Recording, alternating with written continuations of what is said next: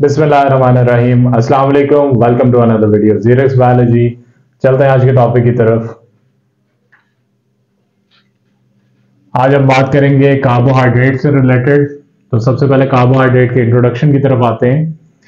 Carbohydrate जो है that is the chemical compound which occur abundantly in living organism, यानी जितने भी जिंदा जानदार दुनिया में मौजूद हैं उनके अंदर जो सबसे ज्यादा abundant amount of chemical compound पाया जाता है या ऑर्गेनिक कंपाउंड जिसे हम कहेंगे, वो हमारे पास कार्बोहाइड्रेट है।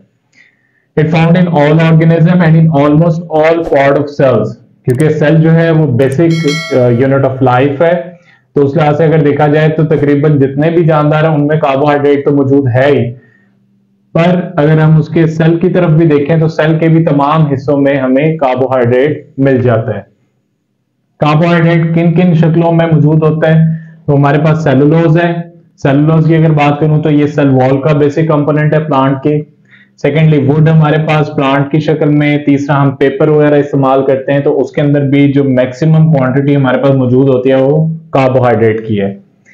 फिर स्टार्चेस की बात करें जो कि हम प्लांट से हासिल करते हैं, वो सीरियल्स की शक्ल में हो या केन शुगर की शक्ल में हो, ये तमाम की तमाम एक बेहतरीन मिसाल के तौर पर इस्तेमाल की जाती हैं कार्बोहाइड्रेट्स के लिए। कार्बोहाइड्रेट जो है they play both as a structural and functional role in the living organism, यानी ये सांस के लिहाज से भी अपना किरदार अदा करते हैं जिंदा जानदारों में, और अफाल के लिहाज से भी। स्ट्रक्चरल रोल से पहले फंक्शनल रोल की अगर मैं बात करूं तो वो कहता है कि functionally main source of energy है। अब कार्बोहाइड्रेट की जो सबसे जनरल एग्जांपल ज्यादातर कोट की जाती है वो है ग्लूकोज, और ग्लूकोज जब हम इनटेक लेते हैं तो उसको मेटाबोलाइज किया जाता है through cellular respiration in mitochondria of the cell, जहां पे उसको तोड़ के एटीपी में कन्वर्ट किया जाता है। तो इसका मतलब ये हमारे पास एक ऐसा कंपाउंड है जो कि बेसिक सोर्स ऑफ एनर्जी है, जिसके बगैर जो है हम जिंदा नहीं रह सकते, हमारी मेटाबॉलिक एक्टिविटीज जो है वो कंटिन्यू नहीं रह सकती। स्ट्रक्चरली अगर बात की जाए तो carbohydrate are the main constituent of cell wall. तो जिस तरह मैंने पीछे सेलुलोज में बताया आपको कि सेलुलोज जो है वो बेसिक कंपोनेंट है सेल वॉल का प्लांट के, और डिफरेंट माइक्रो ऑर्गेनिजम्स में भी, तो उस लिहाज से इसका ये स्ट्रक्चरल रोल भी है। अब कार्बोहाइड्रेट के पहले लिटरल मीनिंग की तरफ आ जाते हैं, यानी इस लफ्ज का मतलब क्या है। वो कहते हैं कि लिटरल मीनिंग ऑफ कार्ब्स, ये कार्ब से मुराद कार्बोहाइड्रेट है, इज हाइड्रेटेड कार्बन, यानी हाइड्रेटेड वर्ड यूज होता है वाटर के लिए और कार्बन जनरली कार्बन के लिए ही यूज होगा। तो ये एक ऐसा कंपाउंड है जो कि पानी और कार्बन के मिलाप से बनता है। Means they are composed of carbon, hydrogen and oxygen. Carbon है, हाइड्रोजन है और ऑक्सीजन, ये तीन बेसिक ऐसे एलिमेंट है जिनसे मिलकर कार्बोहाइड्रेट बना होता है। जनरल फार्मूला की तरफ आए तो हमारे पास CxH2OY, पानी वाले ही प्रोपोर्शन में हाइड्रोजन और ऑक्सीजन मौजूद होता है इन केस ऑफ कार्बोहाइड्रेट, और C की वैल्यू जो है वो X है, X3 से लेकर मैनी थाउजेंड होल नंबर्स हो सकते हैं, और वाटर के साथ जो होल ब्रैकेट में हमारे पास Y है उसकी वैल्यू X के तरह सेम भी हो सकती है, या देखा यह गया कि वो डिफरेंट भी होगी, बट वो अगेन हमारे पास होल नंबर्स ही होंगे। केमिकल डेफिनेशन बड़ी इंपॉर्टेंट है और ये पेपर के लिए आपने अलग से तैयार भी करनी, क्योंकि जनरली ये केमिकल डेफिनेशन के तौर पे पूछा जाता है कि किस तरह कार्बोहाइड्रेट को केमिकली डिफाइन किया जाए।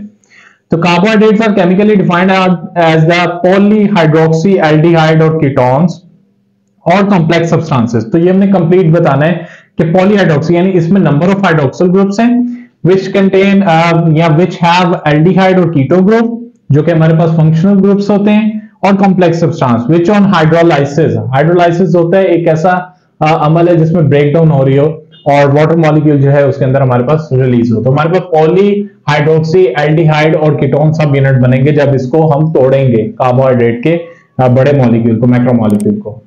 सोर्स ऑफ कार्बोहाइड्रेट की बात करूं तो स्टार्ट इंट्रोडक्शन में मैंने बता दिया कि कहां कहां हमें कार्बोहाइड्रेट किस किस शक्ल में मिलता है, लेकिन अगर हम मेन सोर्स की बात करें तो हमारे पास जो मेन सोर्स ऑफ कार्बोहाइड्रेट है वो हमारे पास ग्रीन प्लांट्स हैं।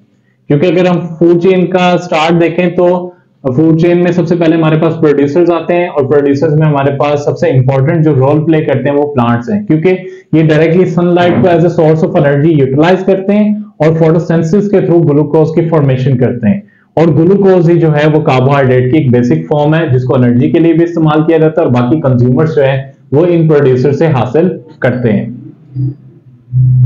लास्ट में हमारे पास है जी कि जो कार्बोहाइड्रेट्स हैं ये कंजुगेटेड मॉलिक्यूल्स के तौर पे भी हमें मिल जाते हैं। अब ये कंजुगेटेड मॉलिक्यूल्स होते क्या हैं?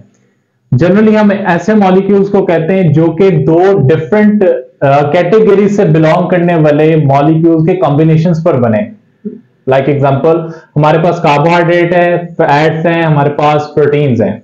अगर मैं बात करूं, जिस तरह यहां पे मैंने एग्जांपल कोट किया कि अगर कार्बोहाइड्रेट और लिपिड्स आपस में मिलते हैं, कंबाइन होते हैं, तो उनके नतीजे में हमारे पास क्या बन रहा है? ग्लाइकोलिपिड्स। ग्लाइको वर्ड यूज होता है कार्ब्स के लिए, कार्बोहाइड्रेट के लिए, तो ग्लाइकोलिपिड्स बनेगा।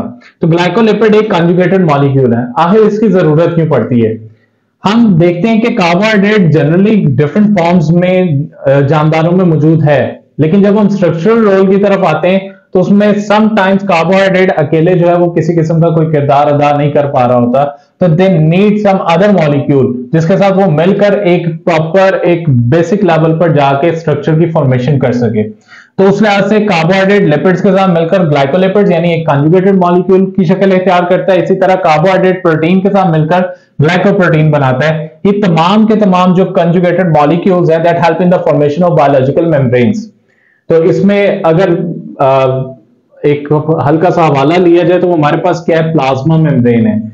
और प्लाज्मा मेम्ब्रेन देखी जाए तो उसके अंदर कार्बोहाइड्रेट, प्रोटीन्स और लिपिड्स तो हैं, बट ज्यादातर वहां पे जो उसकी फॉर्मेशन में या उसकी स्ट्रक्चर को मेंटेन करने में हेल्प करते हैं वो यही हमारे पास कुछ कंजुगेटेड मॉलिक्यूल्स हैं जो कि हमारे पास ग्लाइकोलिपिड्स या ग्लाइकोप्रोटीन्स की शक्ल में मौजूद होते हैं।